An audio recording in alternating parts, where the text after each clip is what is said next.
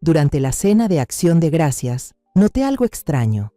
En el lugar de mi hijo, solo había un plato para perro. Mi nuera, con total tranquilidad, dijo en voz alta: «Come, esta es tu cena». Mi hijo bajó la cabeza, tratando de contener las lágrimas. No pude soportarlo más. Le tomé la mano, lo hice levantarse y nos fuimos de la mesa ante la mirada atónita de todos. A la mañana siguiente, ella llegó corriendo a mi casa, se arrodilló y me pidió perdón. Pero antes de continuar, asegúrate de estar suscrito al canal y cuéntanos en los comentarios desde dónde estás viendo este video. Nos encantaría saber hasta dónde llegan nuestras historias de venganza. Conduje mi viejo sedán hasta la entrada de la mansión de los Márquez para asistir a la cena de Acción de Gracias organizada por la familia de mi nuera. El guardia de seguridad, con su uniforme impecable, asintió al reconocer mi carro destartalado. Le devolví una leve sonrisa. Adentro, el lujo me golpeó en la cara. Un cuarteto de cuerdas tocaba música clásica en vivo. Un candelabro de cristal colgaba del techo, reflejando luces brillantes por todo el salón. La mesa larga estaba cubierta con un mantel de seda blanca, decorada con lirios blancos y velas aromáticas. Caminé en silencio entre la multitud, tratando de ignorar las miradas curiosas o despreciativas que se deslizaban sobre mí. La senadora Ángela Márquez, madre de Camila, estaba cerca de la entrada, vestida como una reina. Me saludó con una inclinación de cabeza, pero fue un gesto frío, sin una pizca de calidez, como si yo fuera una invitada no deseada. El gobernador Juan Márquez, padre de Camila, estaba ocupado dándole la mano a un juez, con una sonrisa rígida que apenas se torció al verme. Encontré a Esteban, mi hijo, solo en una esquina del salón, con un vaso de agua en la mano y la mirada perdida. Su traje negro era el mejor que tenía, pero aún así parecía fuera de lugar entre tanto lujo. Sus hombros estaban levemente encorvados, como si intentara hacerse pequeño para pasar desapercibido. Se me encogió el corazón al verlo. El que una vez fue mi orgullo, un investigador brillante, ahora parecía una sombra opaca. Me acerqué y le puse suavemente la mano en la espalda. Esteban se sobresaltó y se dio la vuelta. Sus ojos cansados se iluminaron un poco al verme. «Mamá, ya llegaste», dijo, forzando una sonrisa. Pero esa sonrisa no ocultaba el dolor que llevaba dentro. Camila pasó junto a nosotros. Llevaba un vestido de seda rojo ajustado de Gucci, destacando entre la multitud. Su cabello recogido y el maquillaje impecable realzaban su belleza afilada. Saludaba con besos al aire a los invitados, reía con soltura, su voz clara como campanitas. Pero su mirada, aunque fugaz, ignoró por completo a Esteban y a mí. Ni una mirada, ni un saludo. Cuando invitaron a todos a sentarse en la mesa, noté enseguida que la distribución no era casual. El nombre de Esteban estaba colocado al final, en el lugar menos importante, junto a unos asistentes de bajo rango cuyos nombres ni siquiera conocía. Me senté a su lado, tratando de mantener la calma, pero por dentro estaba hirviendo. Estaban humillando a mi hijo, justo en la casa que él alguna vez llamó familia. Esteban no dijo nada, solo bajó la cabeza, con las manos entrelazadas bajo la mesa. El mesero empezó a servir los entremeses. Todos en la mesa recibieron su plato, menos Esteban. Frente a él no había nada, ni plato, ni vaso, ni siquiera una servilleta. Miré alrededor, esperando que fuera un error, pero los ojos esquivos del mesero me dijeron que era intencional.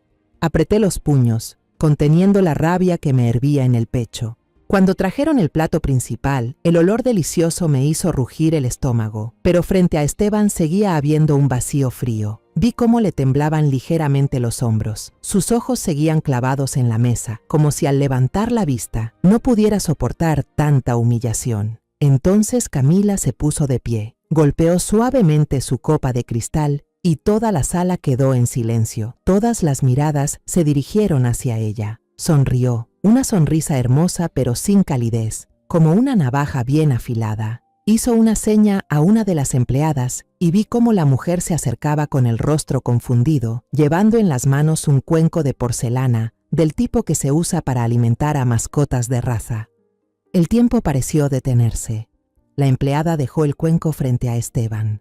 Dentro había comida para perro, croquetas secas mezcladas con un poco de paté. El olor agrio que salía del recipiente me revolvió el estómago. Toda la sala del banquete contuvo la respiración. Miré a Esteban y vi cómo apretaba los puños debajo de la mesa, los nudillos blancos. Mantenía la cabeza baja, los hombros temblando, no por miedo, sino por contener la oleada de emociones que amenazaba con desbordarse. Camila habló, lo suficientemente fuerte para que todos escucharan. Come, esta es tu cena, va acorde a tu posición actual. Su voz era suave, pero cada palabra fue una puñalada directa al orgullo de mi hijo.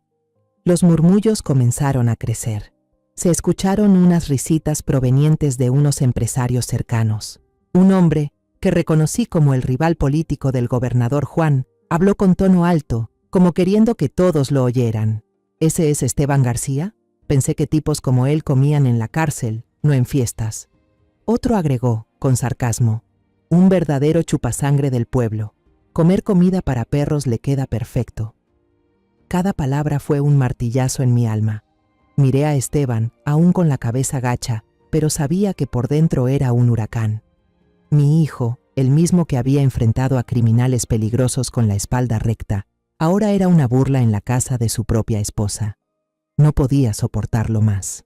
Me levanté. El sonido de la silla arrastrándose por el mármol cortó el aire como una navaja, silenciando las risas y los murmullos. Toda la mesa se quedó en silencio, con los ojos clavados en mí. No dije nada. No hacía falta. Caminé hasta Esteban. Tomé su muñeca. Sentí sus dedos helados temblando entre los míos.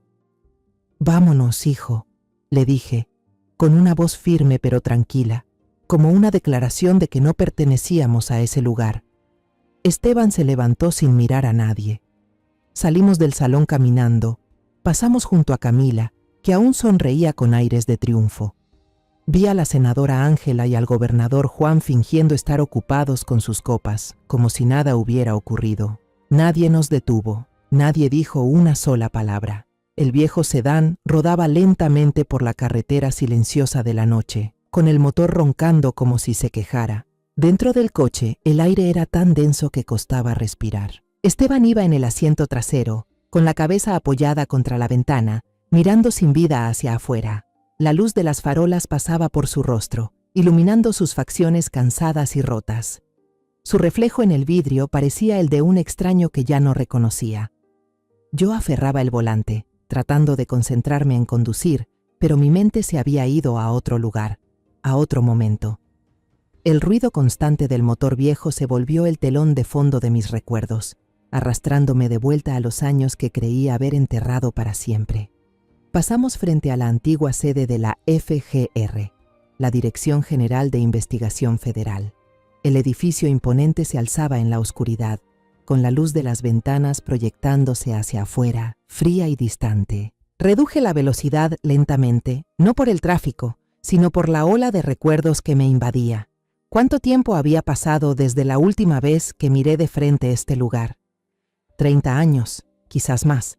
Este fue mi campo de batalla, donde viví, luché y lo aposté todo. Soy Teresa García, una viuda de 57 años que vive en Querétaro.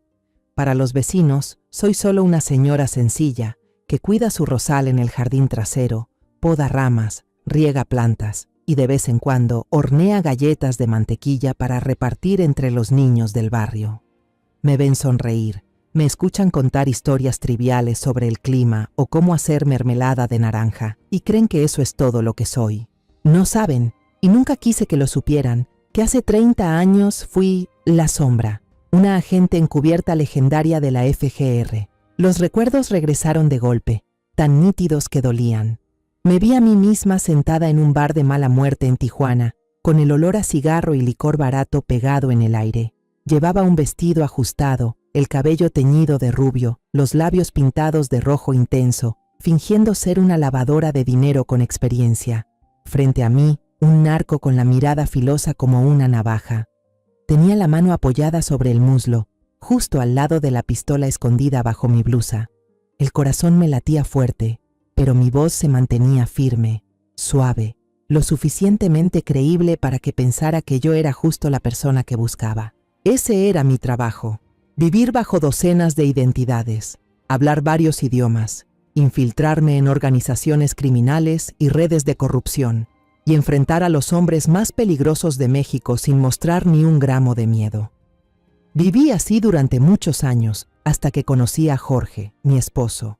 Era un capitán del ejército, alto, serio, pero con una mirada extrañamente cálida. Nos conocimos durante un operativo conjunto entre la FGR y los militares, en una redada contra un cartel en Sinaloa. Entre humo, secretos y noches sin dormir, nos enamoramos. Jorge nunca me prometió una vida tranquila, porque sabía que ambos habíamos elegido este camino. Pero me prometió estar siempre a mi lado, y para mí eso fue suficiente. Luego Jorge murió, una emboscada en la frontera, y nunca volvió.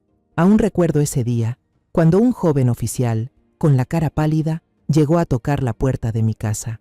No se atrevía a mirarme a los ojos, solo repetía una y otra vez: el capitán luchó hasta el último segundo. Una parte de mí murió junto con Jorge. Ya no pude seguir trabajando en campo. Cada vez que sostenía un arma, me temblaban las manos, no por miedo, sino por el dolor.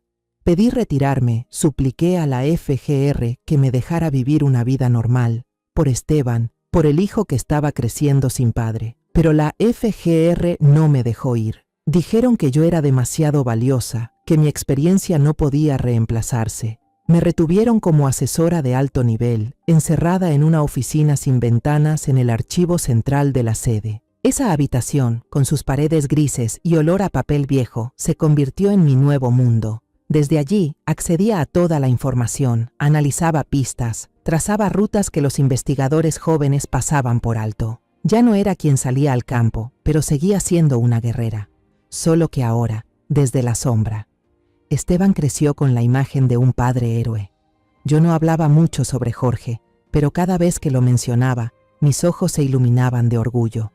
Esteban se parecía a su padre, no solo por su altura, sino también por su integridad. Siguió los pasos de su padre, pero eligió el camino de hacer cumplir la ley civil, convirtiéndose en un investigador destacado del Ministerio del Interior, Segov.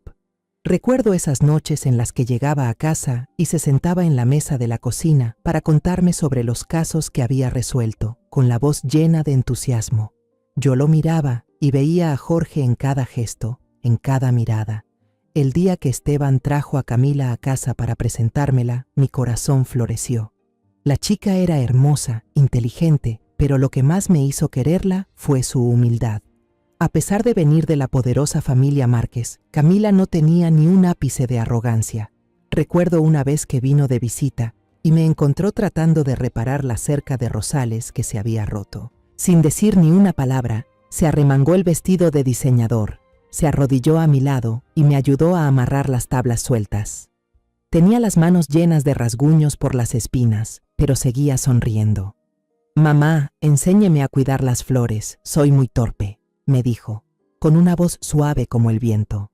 Pensé que esa era la chica a la que quería llamar nuera. Cada fin de semana, Esteban y Camila venían a cenar a casa. Camila se metía a la cocina conmigo, se paraba a mi lado, observando con atención cómo mezclaba las especias para preparar el mole de la familia. «Mamá, ¿cómo hace para que este platillo quede tan rico? Yo tengo que aprender», decía, con los ojos brillando. Yo le enseñaba paso a paso, como una madre que le pasa sus secretos a su hija. Esos momentos, llenos de risas y con el aroma de la comida en el aire, me hacían creer que, después de una vida llena de tormentas, por fin había encontrado un refugio. Soñaba con un futuro en el que Esteban y Camila formarían una familia, en el que yo cargaría a mis nietos en brazos y en el que las cicatrices del pasado quedarían dormidas para siempre, hasta esa mañana de martes. Estaba en el jardín, usando las tijeras para cortar las ramas secas de los rosales. El olor a tierra húmeda y flores me calmaba el alma. Pero entonces, los pasos apresurados de doña Rodríguez, la vecina, rompieron el silencio. Cruzó corriendo, con el rostro pálido y un periódico local, El Universal Querétaro, arrugado en la mano. «Teresa, tiene que ver esto», dijo, con la voz temblorosa, sin atreverse a mirarme a los ojos. No dijo nada más, solo señaló la portada. El titular, en letras negras enormes, me golpeó como un mazo. Funcionario de alto rango de Segov vinculado a red de lavado de dinero y corrupción en obras públicas. Justo debajo estaba la foto oficial de Esteban, tomada el día que asumió su cargo, con una sonrisa segura y la mirada brillante. El nombre de mi hijo aparecía en negritas, claro como una acusación que no deja lugar a dudas. Sentí que el corazón se me apretaba, los latidos se volvieron caóticos. Apreté el periódico con las manos temblorosas, con la sensación de que el mundo se me venía abajo. Corrí adentro, prendí el televisor. La pantalla se iluminó y todos los canales de noticias hablaban del mismo tema. Esteban García, investigador del Ministerio del Interior, acusado de estar involucrado en una red de corrupción a gran escala, decía el locutor con una voz fría, sin emoción. Mostraban una y otra vez las imágenes de Esteban, intercaladas con diagramas complicados de flujos de dinero ilegal, números y flechas que no lograba entender. El nombre de mi hijo se repetía sin cesar, como un estribillo de vergüenza. Me quedé ahí, parada frente a la pantalla, sintiendo que las piernas ya no me sostenían. No, no puede ser, susurré, pero mi voz se apagó, ahogada por el sonido del televisor. 2 días después, Esteban condujo hasta mi casa. Cuando se abrió la puerta, casi no reconocí a mi hijo. Parecía otra persona, sin afeitar, el cabello revuelto, la camisa arrugada como si la hubiera usado varios días seguidos. Tenía los ojos hundidos, sin vida, como si toda la luz dentro de él se hubiera apagado. No dijo una palabra, solo dejó en silencio un sobre con el sello oficial de la Segov sobre la mesa de la cocina. Lo abrí con las manos temblorosas. Dentro estaba la decisión de suspensión temporal para facilitar una investigación. Las palabras eran secas, frías, como una sentencia ya dictada. Esteban se dejó caer en la silla y hundió la cabeza entre las manos. «Yo no lo hice, mamá», dijo con la voz ronca, como si tuviera que hacer un esfuerzo para pronunciar cada palabra. «Te lo juro, no sé nada de esas cuentas, ni de esas firmas». Me senté frente a él, le tomé la mano y sentí sus dedos helados. Me contó todo, y cada palabra me rompía el alma. El subsecretario Armando Beltrán, su jefe directo, el mismo que alguna vez le dio una palmada en el hombro y lo llamó la estrella del ministerio, lo había citado en su oficina. Beltrán no lo miró a los ojos, solo repitió frases vacías. «Es una situación lamentable. El ministerio debe seguir el protocolo». Después de eso, no volvió a contestar ninguna llamada de Esteban. Le llamé, pero no respondió. «Nadie respondió», dijo Esteban, con la voz hecha pedazos. Escuchar todo eso me desgarró por dentro. Esteban contó que sus amigos y colegas, los mismos que lo invitaban a tomar cervezas cada fin de semana y se reían juntos, ahora no le contestaban el teléfono. Su número parecía haber sido puesto en una lista negra. «Me miran como a un criminal, mamá», murmuró, con los ojos enrojecidos pero sin llorar, como si los hubiera traicionado a todos. Yo quería abrazarlo, decirle que todo estaría bien, pero sabía que en ese momento las palabras de consuelo no significaban nada. El teléfono de casa no dejaba de sonar.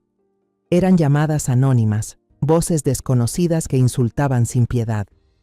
«Vieja de un corrupto», gritó un hombre antes de colgar. «¿Así es como educaste a tu hijo para que venda al país?», dijo otra voz con sarcasmo. Desconecté el teléfono, pero el silencio que vino después fue aún más aterrador. Era como un recordatorio de que el mundo entero nos estaba dando la espalda.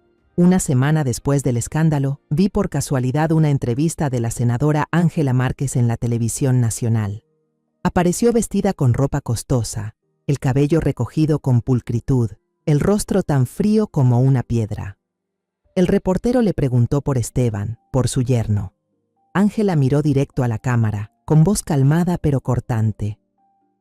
«Nuestra familia tiene una larga tradición de servicio público íntegro. Estamos profundamente decepcionados y no toleraremos ninguna conducta inapropiada, venga de donde venga». No mencionó ni una sola vez el nombre de Esteban.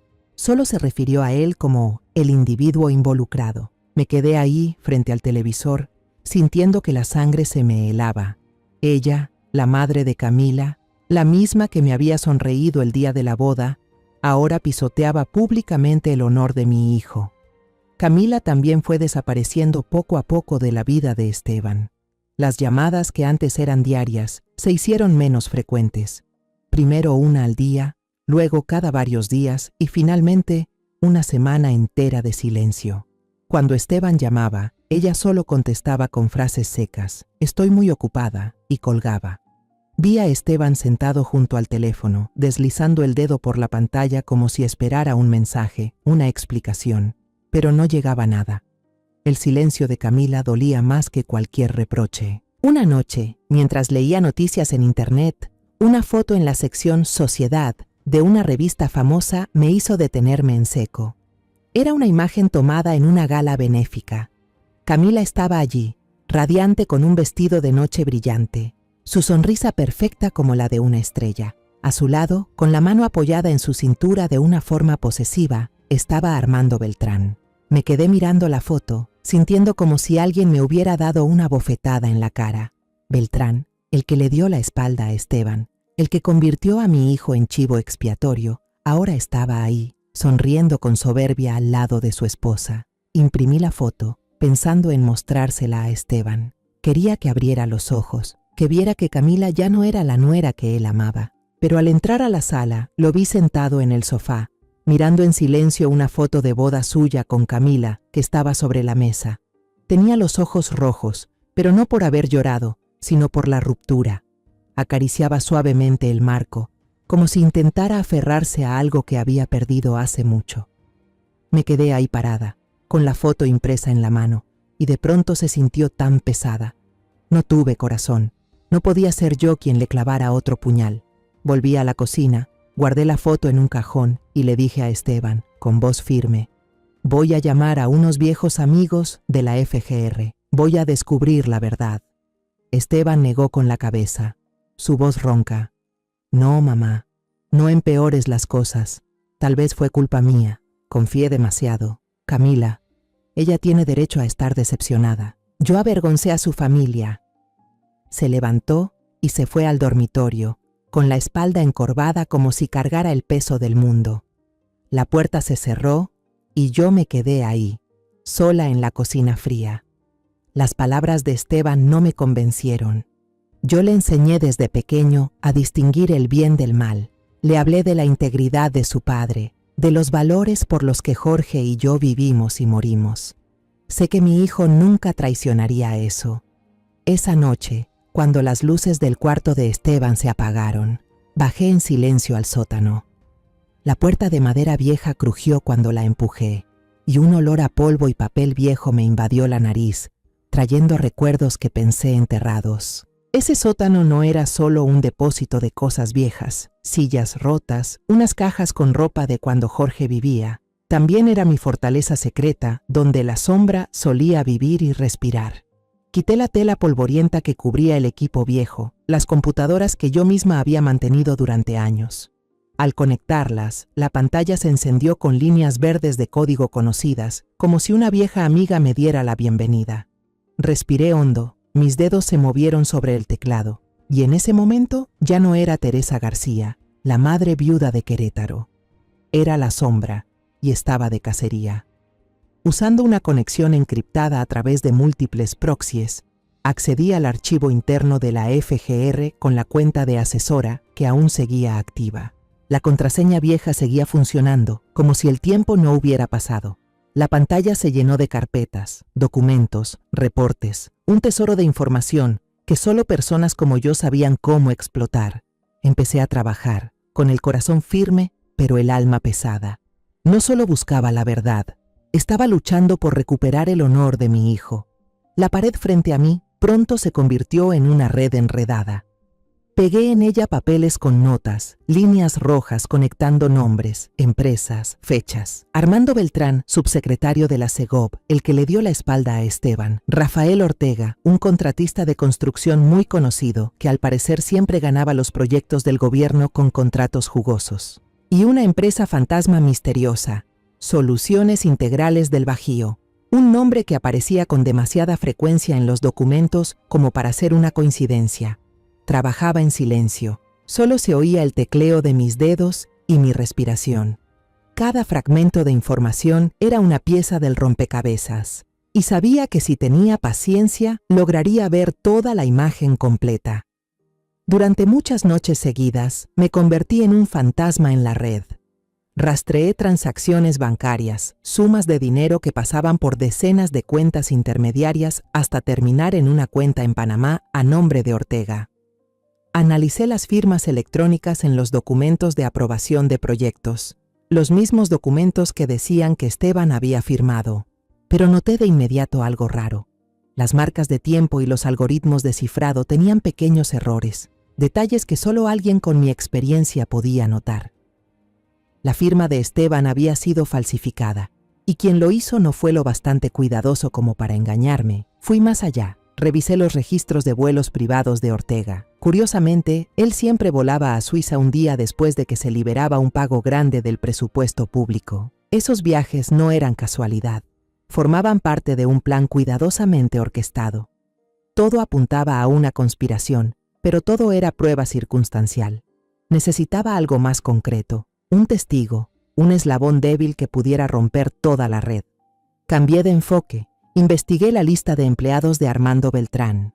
Entre ellos, un nombre destacaba: Mónica Paredes, su secretaria personal. Ella había renunciado por motivos personales justo una semana antes de que estallara el escándalo. Nadie deja ese tipo de trabajo así porque sí, mucho menos trabajando para alguien tan poderoso como Beltrán. Indagué más y descubrí que Mónica ahora era gerente de una pequeña cafetería en las afueras de Querétaro. Un cambio muy extraño para alguien que antes ocupaba un puesto tan importante. Lo supe de inmediato. Ella era la clave que necesitaba. Decidí acercarme a Mónica, pero con cuidado.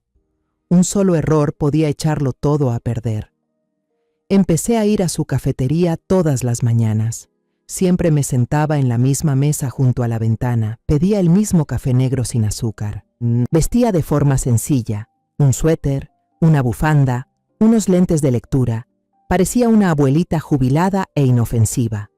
Al principio, Mónica solo me saludaba con un gesto de cabeza. Su mirada era alerta, pero no sospechosa. Poco a poco, inicié charlas breves, sin importancia. «Está lindo el clima hoy, ¿verdad?», le decía con una sonrisa. «¿Usted plantó esas macetas? Están preciosas». Mónica empezó a contestar, aunque fuera con frases cortas. Fui paciente, sabía que la confianza no se gana de un día para otro.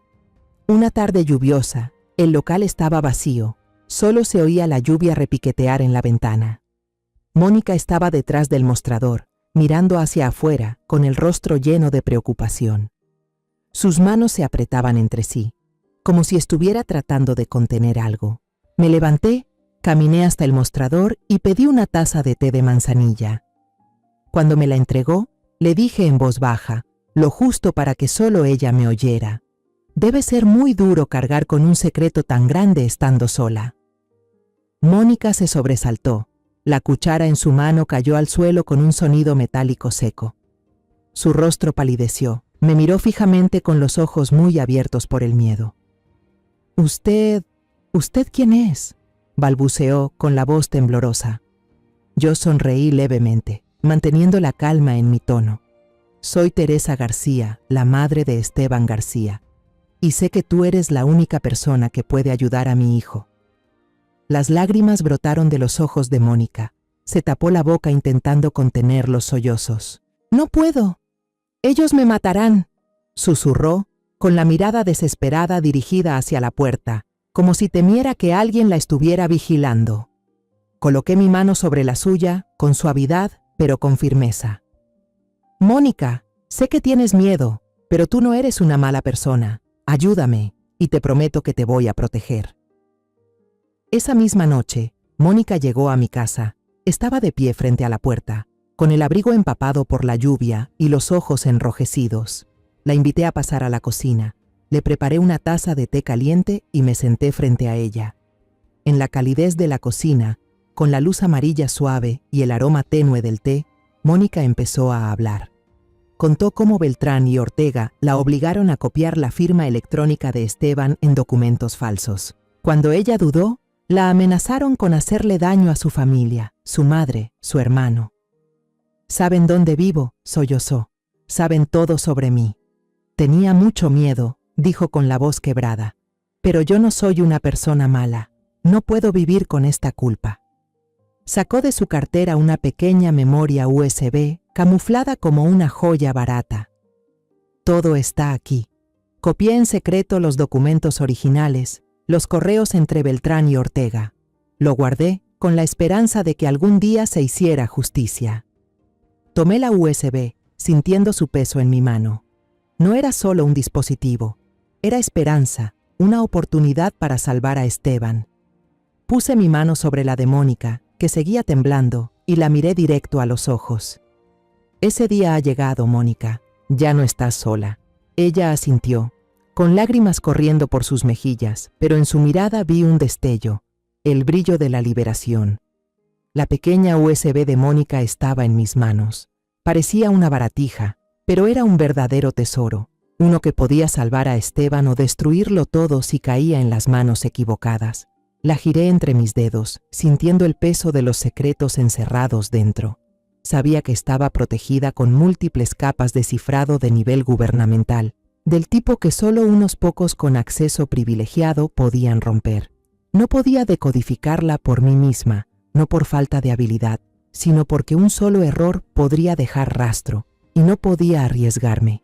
Necesitaba a alguien de adentro, alguien en quien pudiera confiar plenamente. El nombre del licenciado Emilio Rivas apareció en mi mente como un rayo.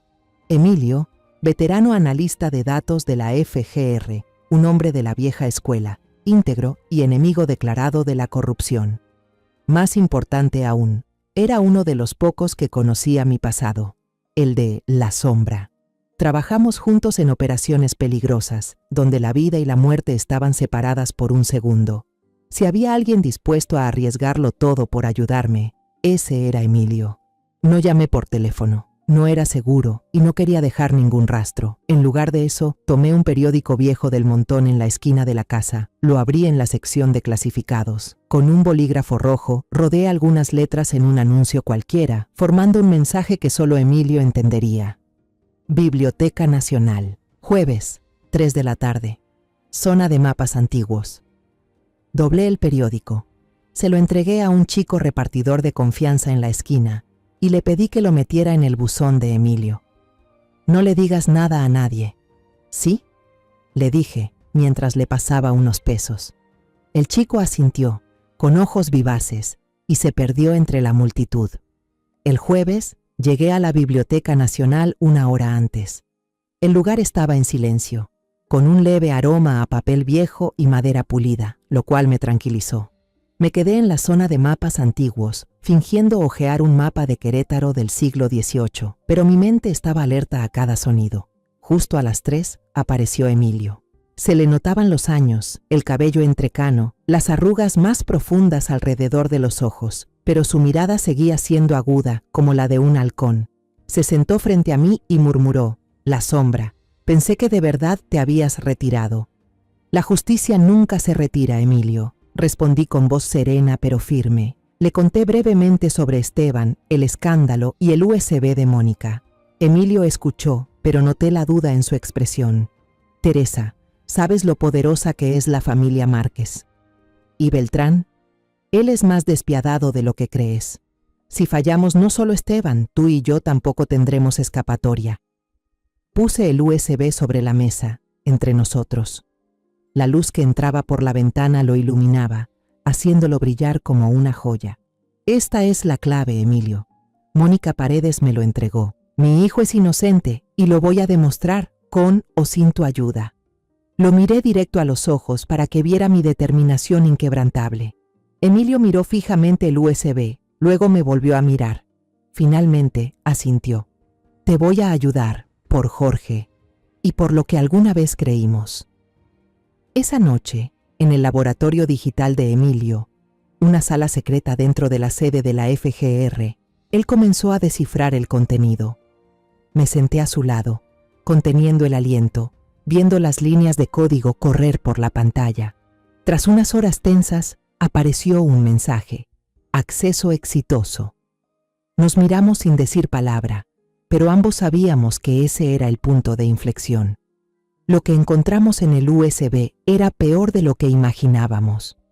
El primer archivo contenía una serie de facturas falsas de la empresa de Ortega, relacionadas con proyectos de construcción fantasma, obras que nunca existieron. Todas estaban aprobadas con firmas falsificadas de Esteban. También había correos electrónicos de Beltrán dirigidos a Mónica, con un tono frío, instándola a completar los trámites rápido. Uno de esos correos me heló la sangre. Si no lo haces, ya sabes cuáles serán las consecuencias. El segundo archivo eran fragmentos de videos de vigilancia. Emilio, usando sus facultades, los extrajo del Sistema de Seguridad Nacional. Un video, grabado por una cámara de un restaurante lujoso en Ciudad de México, mostraba a Beltrán y Ortega sentados en un rincón apartado, intercambiando un maletín de cuero solo unas horas después de que se liberara un gran pago. Ortega sonreía, le daba una palmada en el hombro a Beltrán como si acabaran de cerrar un negocio jugoso. Apreté los puños, sintiendo cómo la sangre me hervía. El tercer archivo era un esquema de flujo de dinero, documentado con detalle en una hoja de Excel. Rastreaba el camino del soborno desde la cuenta corporativa de Ortega, pasando por decenas de empresas fantasma, hasta terminar en una cuenta bancaria en Suiza. Esa cuenta pertenecía a un fideicomiso, y la única beneficiaria era la esposa de Armando Beltrán. «Ya los tenemos», susurró Emilio, con la voz temblando entre la emoción y el miedo. Durante muchas noches después, mi casita permanecía encendida hasta altas horas. Emilio y yo trabajábamos a través de una línea segura. Él desde el laboratorio, yo desde el sótano. Yo analizaba los patrones de comportamiento, buscando grietas en las declaraciones de Beltrán y Ortega, mientras Emilio comparaba la información con la base de datos de la FGR. Cada pedazo de evidencia era un ladrillo, y nosotros estábamos construyendo un muro imposible de derribar. Pero yo sabía que ese muro también podía venirse abajo y aplastarnos si no teníamos cuidado. Una noche, mientras escribía unas notas en un papel, escuché un ruido extraño afuera. El perro del vecino comenzó a ladrar con furia, rompiendo el silencio. Apagué la luz, me acerqué en silencio a la ventana y corrí apenas un poco la cortina para mirar. Un sedán negro, sin placas, estaba estacionado al final de la calle, con el motor encendido. Estuvo ahí cerca de 1 hora, sin que nadie bajara, y luego se fue sin hacer ruido. Era una advertencia. Alguien ya sospechaba algo, y quería que yo supiera que me estaban vigilando. Mi corazón latía fuerte, pero no por miedo. El peligro solo aumentaba mi determinación. He vivido en la oscuridad demasiado tiempo. He enfrentado a gente mucho más cruel que Beltrán y Ortega.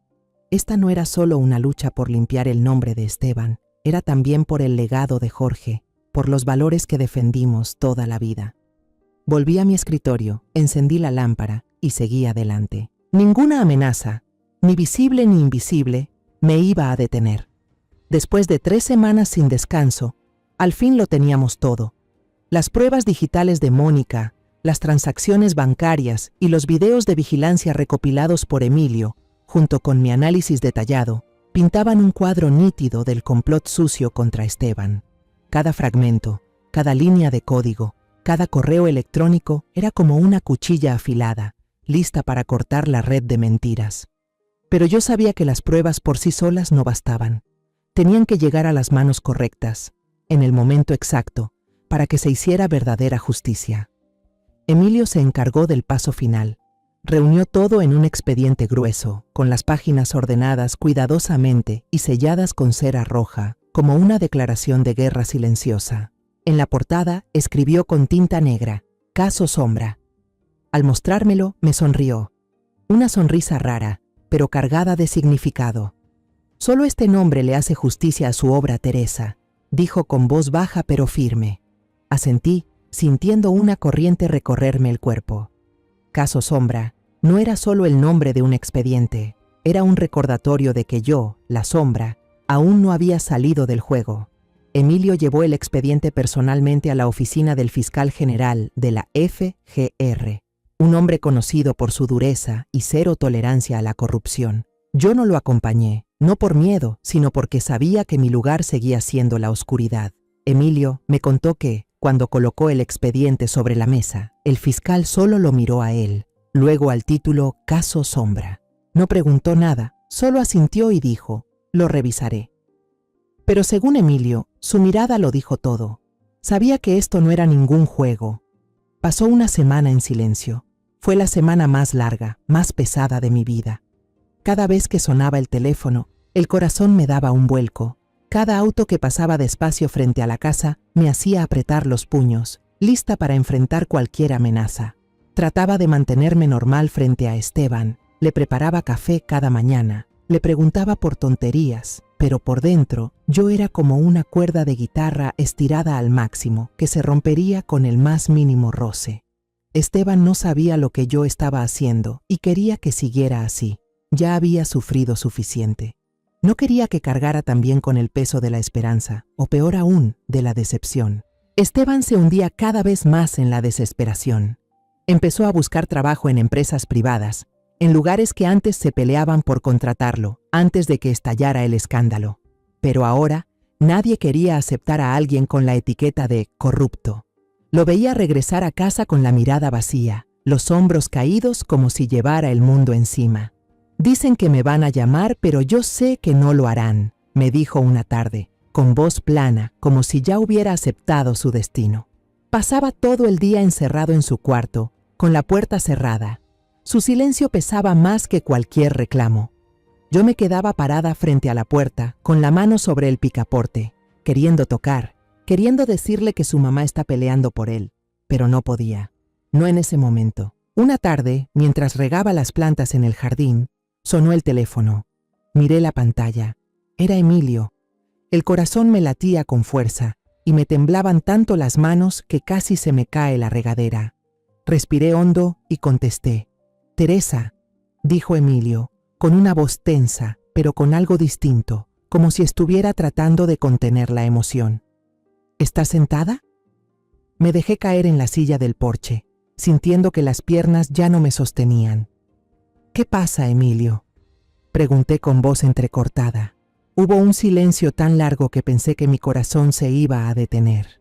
Luego escuché a Emilio soltar un suspiro profundo, como si se hubiera quitado de encima una tonelada de peso. Ya lo aprobaron.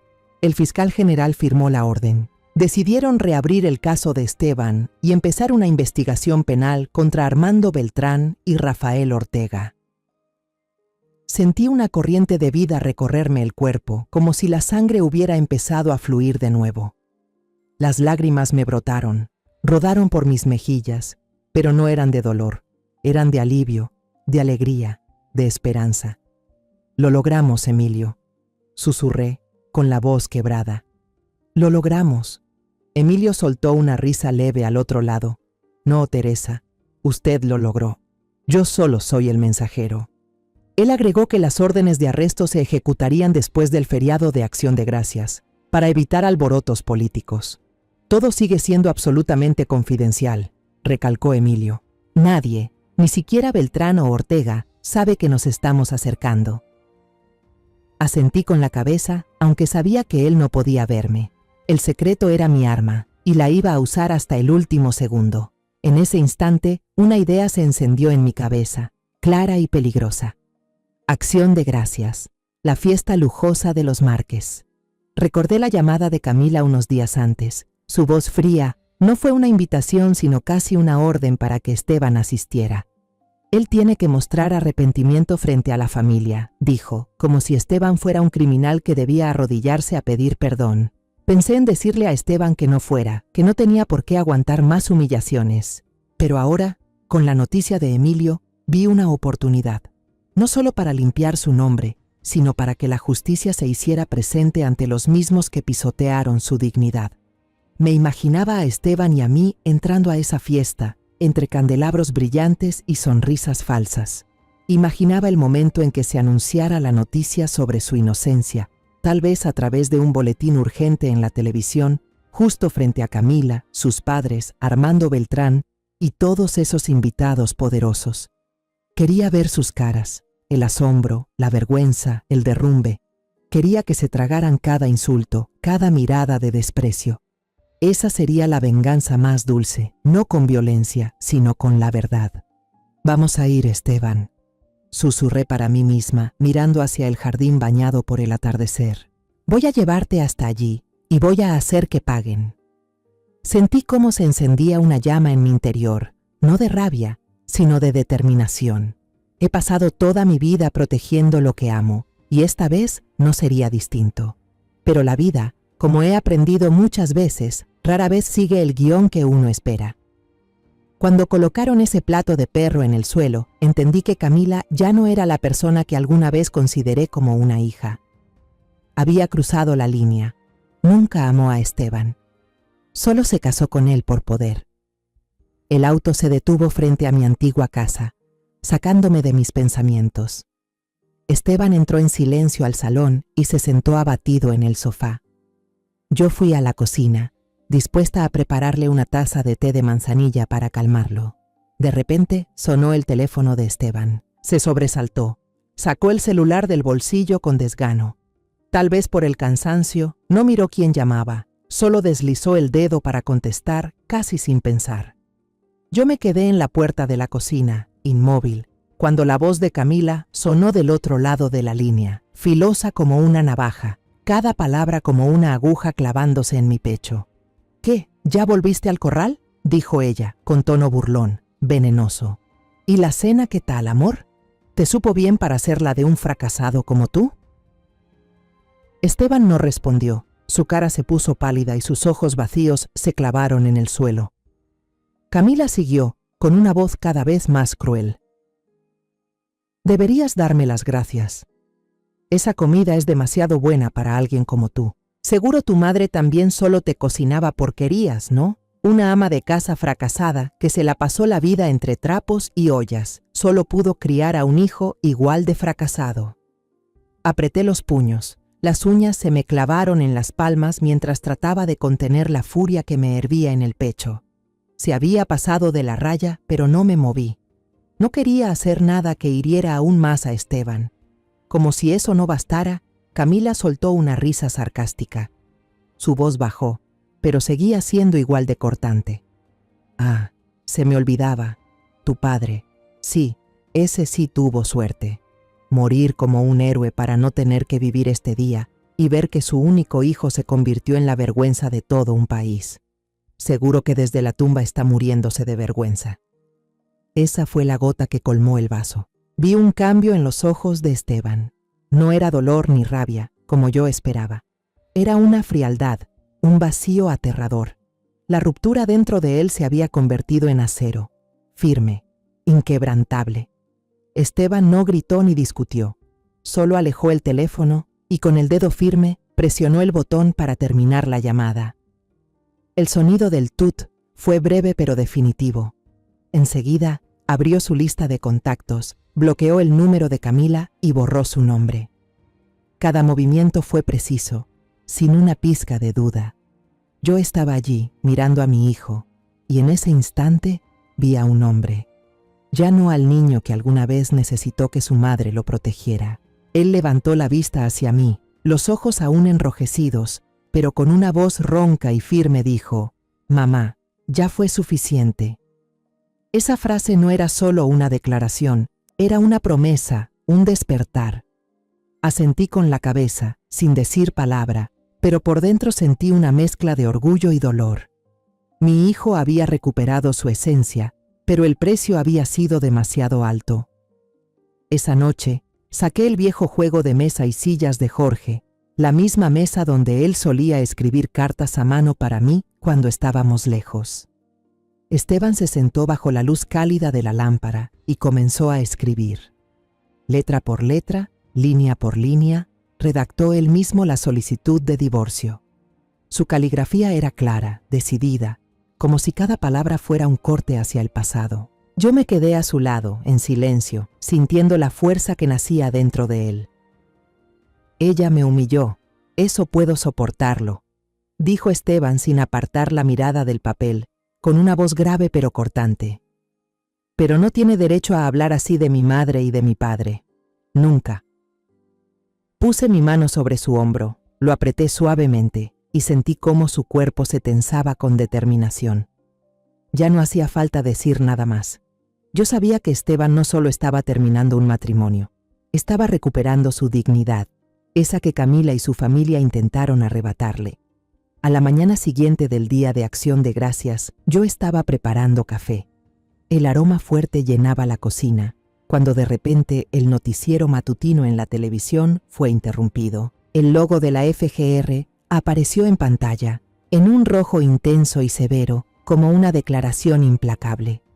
Me detuve, la taza aún a medio servir, los ojos clavados en la tele, con el corazón latiendo con fuerza, como si fuera a salirse del pecho.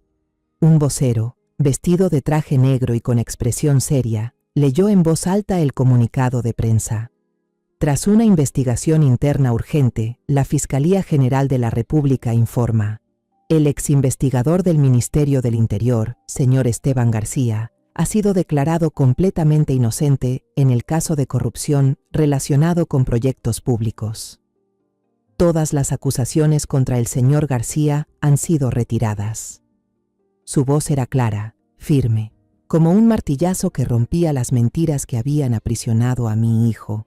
La pantalla cambió de escena. Se mostró a Armando Beltrán, en pijama, despeinado, con la cara todavía medio dormida, siendo esposado por agentes de la FGR y escoltado fuera de su lujosa mansión. Luego apareció Rafael Ortega, el que siempre vestía trajes carísimos, siendo arrestado en el aeropuerto, con su maleta tirada mientras forcejeaba entre los agentes. Yo seguía allí, frente al televisor, sintiendo que el mundo entero se estaba dando la vuelta. Tantos meses, tantas noches en vela, tantas horas tensas en el sótano. Todo eso ahora tenía sentido. La justicia, esa por la que yo había peleado con todo, finalmente había hablado. Las noticias se esparcieron como fuego. El teléfono de mi casa no dejaba de sonar. Ya no eran insultos anónimos, sino llamadas de vecinos, de viejos amigos, incluso de algunos colegas de Esteban. Todos querían felicitar. Las noticias en línea, la radio, la televisión, todos hablaban del giro del siglo. Las imágenes de Beltrán y Ortega esposados se repetían una y otra vez, como un recordatorio de que nadie está por encima de la justicia. Me senté en una silla, con la taza de café ya fría entre las manos, y dejé que las lágrimas me corrieran por las mejillas. No eran lágrimas de dolor, sino de liberación. Mientras el país entero hervía, la mansión de los Márquez se sumía en un verdadero caos. Me contó una conocida que el teléfono del gobernador Juan Márquez no dejaba de sonar, desde oficinas del gobierno hasta patrocinadores políticos, todos les daban la espalda. La senadora Ángela, que había renegado públicamente de Esteban, ahora enfrentaba el abandono masivo de sus aliados.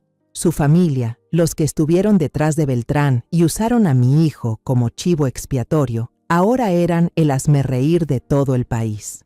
No sentí alegría, solo una satisfacción fría. Sembraron vientos, ahora cosechan tormentas. Camila, según me contaron, dejó caer una taza de porcelana carísima cuando vio el noticiero. Armando Beltrán, su boleto dorado, el hombre al que se aferró, el que eligió en lugar de su esposo, ahora era un criminal. El poder, la fama, todo lo que ella sacrificó por conseguir, se desmoronó en una sola mañana. Me la imaginé parada ahí, en medio de esa sala lujosa, sola, enfrentando la verdad brutal de que eligió mal. Esa tarde, mientras limpiaba la cocina, un Mercedes negro brillante se detuvo de golpe frente a mi casa. Miré por la ventana y vi a Camila bajarse del auto. Ya no tenía ese aire altivo y radiante de la noche anterior. Llevaba un vestido sencillo, el cabello suelto y desordenado. El maquillaje no lograba ocultar las ojeras ni el rostro angustiado. Tocó el timbre sin parar, una y otra vez, como si rogara con desesperación. Respiré hondo, me limpié las manos en el delantal y fui a abrir la puerta. Me paré en la entrada, sin intención de dejarla pasar. Esta ya no era su casa. «Mamá, o sea, doña Teresa», balbuceó Camila, con los ojos llenos de lágrimas, la voz temblorosa. Lo siento, me equivoqué. Yo no sabía. Beltrán me engañó. Por favor, dígale a Esteban que me perdone. Podemos empezar de nuevo. Extendió la mano hacia mí, como queriendo agarrarme, pero yo no me moví. La miré sin rastro del cariño de antes, cuando la consideraba como una hija. Ahora solo veía a una extraña, alguien tratando de salvar lo que ya no existe. Camila, dije con voz firme pero fría, tú hiciste tu elección. Estuviste ahí, riéndote mientras humillaban a mi hijo. No tienes derecho a pedir perdón, y yo no tengo nada que decirte. Se quedó helada, con la boca entreabierta como queriendo responder, pero sin poder decir palabra. Sus lágrimas caían, pero yo no sentía lástima, solo cansancio. Cansancio de tantas mentiras, de tantas traiciones. Justo en ese momento, la puerta detrás de mí se abrió. Esteban salió, con una camisa limpia y bien planchada, más alto y tranquilo que nunca. No miró a Camila a los ojos, solo le tendió un fajo de papeles doblados, el divorcio que había redactado la noche anterior. Ya no tengo nada que hablar contigo, dijo Esteban, con una voz clara y distante, como si hablara con una completa desconocida. Firma aquí, mi abogado se pondrá en contacto con el tuyo.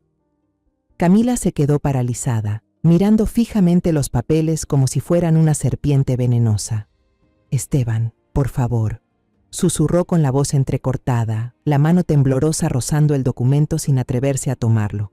No puedes hacerme esto. Nosotros nos amamos alguna vez. Esteban no respondió. Solo la miró por última vez, con una expresión vacía.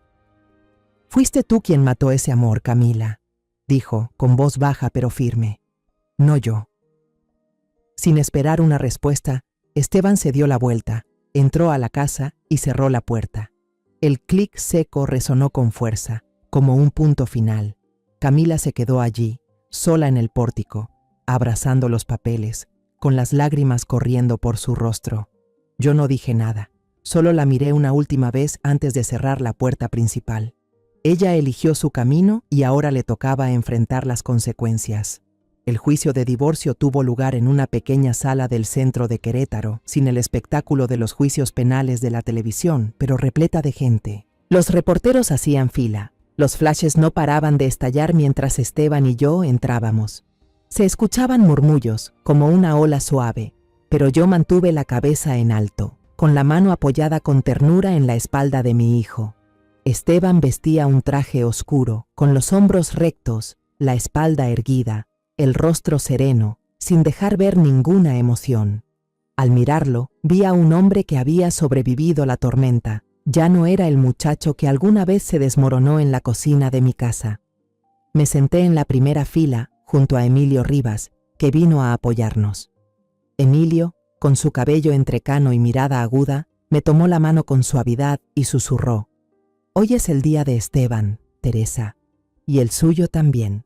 Asentí con una leve sonrisa, pero por dentro todavía sentía algo de tensión. No era miedo al resultado, sabía que ganaríamos, sino el deseo de ver a Camila enfrentar las consecuencias de todo lo que había hecho.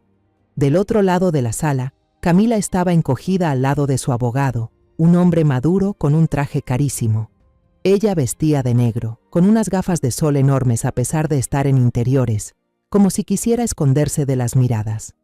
No quedaba ni rastro de la altivez que antes la hacía destacar entre la multitud. Sus padres, la senadora Ángela y el gobernador Juan, no estaban presentes. Estaban demasiado ocupados lidiando con la tormenta política que sacudía su imperio, y yo sabía que su ausencia era otro golpe duro para Camila. El juicio avanzó con una rapidez sorprendente. El abogado de Esteban, un hombre sereno con voz grave y cálida, no necesitó discursos bonitos. Solo presentó una serie de pruebas, cada una como una puñalada precisa. Primero vinieron los recortes de prensa y revistas, imágenes de Camila de la mano con Armando Beltrán en eventos lujosos, su sonrisa radiante junto al hombre que había destruido a su esposo, citas donde lo elogiaba como un líder brillante, declaraciones públicas en las que insinuaba su decepción con Esteban como si él fuera un estorbo. Después, el abogado llamó a una testigo inesperada, una mujer de mediana edad que había asistido a la cena de Acción de Gracias. Subió al estrado, con la voz temblorosa pero firme, y relató con detalle cómo un plato para perro fue colocado frente a Esteban. Nunca había visto una crueldad así, dijo, mirando fugazmente a Camila, que tenía la cabeza agachada. Ella se rió, como si fuera una broma, y dijo que esa era la cena que se merecía. La sala entera quedó en silencio. Solo se oía el golpeteo de los teclados de los reporteros. Camila temblaba, con las manos aferradas al asiento, incapaz de levantar la mirada.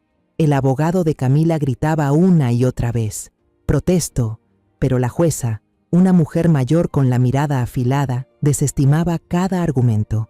«Continúe», dijo ella, con voz seca. Cuando nuestro abogado terminó, solo dijo una frase: «Solicitamos que el tribunal apruebe el divorcio basándose en el acto de traición y humillación pública por parte de la demandada». No hacía falta nada más. La verdad ya lo había dicho todo. Paralelamente al juicio, el terremoto en la familia Márquez se expandía por todo México. En la sala de espera del juzgado, la televisión mostraba una noticia de última hora. La senadora Ángela Márquez, bajo presión del Comité de Ética del Senado y el abandono de su partido, había presentado su renuncia. La imagen de ella saliendo apresurada del Congreso, rodeada de un mar de micrófonos, era lamentable.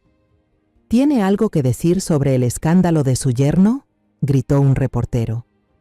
Ángela no respondió, solo agachó la cabeza y se cubrió el rostro, como si quisiera desaparecer del mundo. Unos días después, el gobernador Juan Márquez también convocó una rueda de prensa donde anunció su renuncia por motivos de salud. Pero todos sabían la verdad. Una petición para su destitución había reunido cientos de miles de firmas y los grandes patrocinadores se habían retirado. El imperio político que construyeron durante toda su vida, antes invencible, colapsó en cuestión de días. Vi las noticias sin sentir alegría, solo una fría sensación de justicia. Pagaron el precio, no por mí, sino por sus propias decisiones. Esteban, mientras tanto, recuperó por completo su honor. La Secretaría de Gobernación, SEGOB, emitió una disculpa pública, algo rarísimo en la historia. La nueva titular de la Secretaría, una mujer joven y apasionada, llamó personalmente a Esteban. «Lo necesitamos, señor García», dijo con voz sincera, «no solo para que regrese, sino para que lidere una nueva unidad contra la corrupción. Usted es la persona ideal». Esteban solo asintió, pero en sus ojos vi un destello, no de ambición, sino de sentido, de propósito, de algo que él creía perdido. Una tarde, Emilio vino a mi casa sin avisar. No llegó con las manos vacías, traía un sobre sellado con cera roja de la FGR. «Esto es para usted», dijo sonriendo. Dentro había una carta oficial, firmada por el propio fiscal general. La carta agradecía el apoyo especial e invaluable de una asesora anónima, que ayudó a sacar la luz de entre las sombras. Al terminar de leer, sonreí, sintiendo que un peso invisible se había aligerado. Doblé la carta y la guardé en la vieja caja de madera donde conservo las medallas de Jorge. No era un trofeo para presumir, sino un capítulo que se cerraba. Se hizo justicia y esa era la única recompensa que necesitaba. La casa grande y moderna donde vivieron Esteban y Camila ahora tenía un cartel de venta colgado. Desde lejos, observé cómo el letrero se movía con el viento y sentí un alivio extraño. Esa casa fue símbolo de la felicidad de Esteban, pero ahora solo era un recuerdo distante. Según el acuerdo de divorcio, los bienes se dividieron a la mitad. Esteban no discutió, no exigió nada, solo tomó su parte y unas cuantas cajas con cosas personales, algunos libros de derecho que adoraba, ropa sencilla y una foto antigua de él con Jorge en uniforme militar, ambos con una sonrisa radiante bajo el sol. Cuando le pregunté por qué no se llevaba más, solo negó con la cabeza. «Ya no necesito nada de ese pasado, mamá», dijo con voz baja pero firme. Esteban se mudó a vivir conmigo. Nuestra pequeña casa, con sus paredes blancas ya descoloridas y el jardín de rosas lleno de espinas, volvió a ser un hogar para los dos. Nuestra vida cayó en un ritmo tranquilo, tan simple que parecía extraño después de tantos meses de caos. Esteban salía a trabajar por las mañanas, regresaba por las noches, su traje siempre impecable, pero con una mirada mucho más serena. Cenábamos juntos comidas sencillas con el mole que yo le enseñé a preparar desde pequeño. Veíamos las noticias, comentábamos sobre cosas sin importancia y a veces, cuando el clima lo permitía, cuidábamos el jardín juntos. Esos momentos, aunque pequeños, eran una medicina para el alma de madre e hijo. Una tarde de domingo, cuando la tormenta de los últimos meses ya había pasado, el cielo de Querétaro estaba increíblemente azul, sin una sola nube. Esteban y yo estábamos sentados en el porche trasero, en 2 sillas de madera viejas que Jorge solía adorar. Frente a nosotros había una bandeja con té de manzanilla. El vapor subía en espiral, mezclándose con el aroma dulce de las rosas en plena floración. El silencio nos envolvía, pero no era incómodo. Era un silencio cálido, como un abrazo suave del tiempo. Finalmente, Esteban se volvió hacia mí, con una mirada que ya no cargaba dolor, sino una profunda curiosidad. «Mamá», dijo con voz grave, «siempre me he preguntado algo. La FGR actuó demasiado rápido, como si ya supieran todo de antemano. ¿Cómo es posible?» Su pregunta no me sorprendió, pero igual me apretó el pecho. Sabía que había llegado el momento. No podía seguir ocultándoselo, no cuando él ya era lo suficientemente fuerte como para enfrentar la verdad. Dejé la taza de té, respiré hondo y lo miré directamente a los ojos. «No hubo ningún milagro, hijo», le dije con voz suave pero firme. «Solo fue la verdad, descubierta». Esteban ladeó la cabeza, su mirada mezclada entre curiosidad y sospecha, como si supiera que la historia que estaba por escuchar cambiaría para siempre la forma en que me veía. Empecé a contar, con calma, como si abriera un libro que había estado cerrado durante mucho tiempo. Le hablé de los años en que fui la sombra, de las operaciones encubiertas en las que viví bajo decenas de identidades, enfrentándome a capos de la droga y corruptos sin jamás retroceder. Le conté sobre las largas noches en la oscuridad, cuando mi única luz era la pantalla de la computadora y el miedo era mi única compañía. Le hablé del motivo por el cual me retiré después de la muerte de su padre, cuando la pérdida de Jorge se llevó una parte de mi alma, dejando solo a una Teresa que ya no quería ser guerrera, solo madre. Después le conté sobre los últimos meses, sobre esas noches interminables en el sótano, cuando accedía a la base de datos de la FGR, rastreando cada pedazo de información como una cazadora tras su presa. Le hablé de Mónica Paredes, la joven que arriesgó todo para darme el USB que contenía la verdad. Le hablé del encuentro secreto con Emilio en la Biblioteca Nacional, de las horas tensas que pasamos descifrando los archivos y del momento exacto en que supimos que teníamos en nuestras manos las pruebas necesarias para derrumbar toda una red de corrupción. Esteban se quedó en silencio, sin interrumpir ni una sola vez. Su rostro reflejaba todas las emociones posibles, desde la sorpresa al saber que su madre había sido una agente encubierta, hasta el asombro al comprender la magnitud de lo que yo había hecho, y luego el impacto al darse cuenta de que había arriesgado todo por él. Finalmente, su mirada se suavizó y vi en sus ojos un respeto profundo, no por la sombra, sino por la madre que nunca se rindió. Cuando terminé de hablar, un largo silencio lo envolvió todo. El viento soplaba suavemente por el jardín, trayendo consigo el aroma de las rosas. Esteban no dijo nada, solo se levantó en silencio, se acercó y me abrazó con fuerza. Ese abrazo era intenso y contenía todo lo que no podía decir con palabras: gratitud, amor y comprensión. Apoyó la cabeza en mi hombro y dijo con la voz entrecortada: «Gracias, mamá. Si no fuera por ti, habría vivido toda mi vida con vergüenza. Nunca permitiría que eso pasara», susurré, dándole palmaditas en la espalda, sintiendo el calor del cuerpo de mi hijo. En ese momento no era solo una madre, era una guerrera que había cumplido su misión. Nos quedamos ahí un buen rato, bajo el sol del jardín, y sentí una paz que creía haber perdido para siempre. Miré hacia el jardín, donde las rosas florecían en todo su esplendor, y el cielo de Querétaro, limpio después de la lluvia, se veía más claro que nunca. La justicia, me di cuenta, no es algo abstracto ni que llegue por sí sola. Es tejida por personas valientes, aquellas que nunca pierden la fe, aunque tengan que actuar en la oscuridad. Mi batalla había terminado, pero sabía que la sombra nunca se retiraría por completo.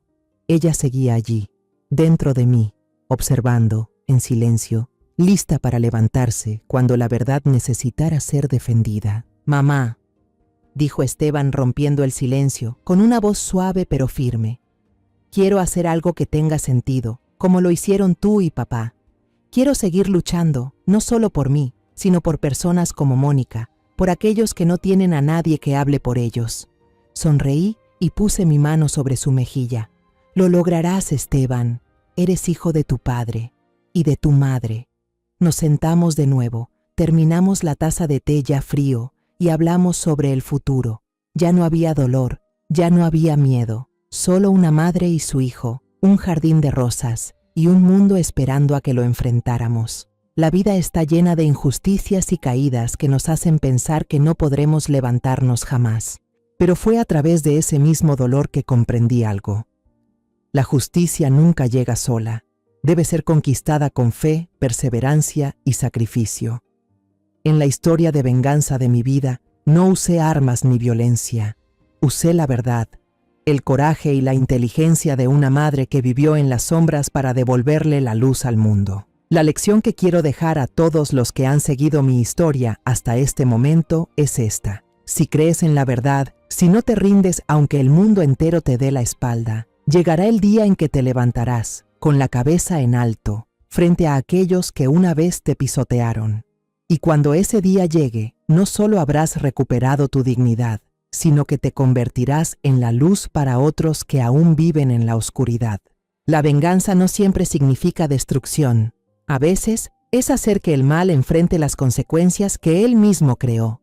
Esa es la victoria más grande. La historia que acabas de escuchar ha cambiado nombres y lugares para proteger la identidad de quienes estuvieron involucrados. No la compartimos para juzgar, sino con la esperanza de que alguien escuche y se detenga a reflexionar. ¿Cuántas madres están sufriendo en silencio dentro de su propio hogar? La verdad, me lo pregunto sinceramente. Si tú estuvieras en mi lugar, ¿qué harías? ¿Elegirías callar para mantener la paz? ¿O te atreverías a enfrentarlo todo por recuperar tu voz? Me encantaría saber tu opinión sobre esta historia de Historias que Duelen o cualquier comentario que nos ayude a mejorar nuestro contenido. Que Dios siempre bendiga, y estoy convencida de que el coraje nos llevará hacia días mejores. En este momento, en la pantalla final, te dejaré 2 de las historias más queridas del canal. Estoy segura de que te sorprenderán. Gracias por haberte quedado conmigo hasta este instante.